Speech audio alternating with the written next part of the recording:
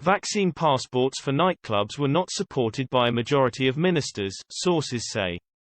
Many of them believed the policy, which would mean youngsters having to prove they have been double vaccinated to get into nightclubs, was unworkable.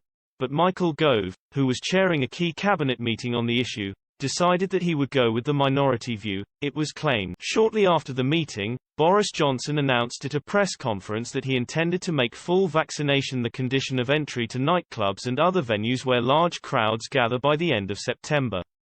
Vaccine passports have proved popular in public polling, and it is argued they will allow venues to open up more safely. However, questions have been raised over whether making entry to venues conditional on vaccination isn't tantamount to coercion. Ministers are now questioning whether Mr. Gove, Chancellor of the Duchy of Lancaster, has too much power. One ministerial source pointed to the Cabinet Committee meeting on the issue, chaired by Mr. Gove. According to the source, Business Minister Paul Scully, whose brief includes nightclubs, was first asked for his view and he described the passport proposal as unworkable.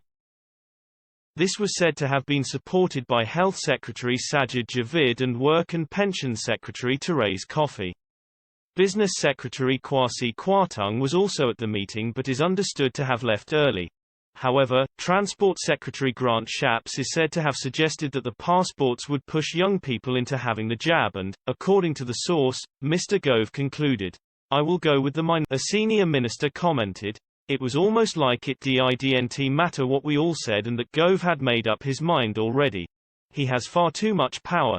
Nevertheless, a source close to Mr. Gove insisted he was acting on behalf of the Prime Minister and that other ministers supported his view on going ahead with the vaccine passports. The source said, others were in favor, and Michael was acting on a direct number 10 steer. Policy was also announced by the PM at a press conference. As well as passports for nightclubs, the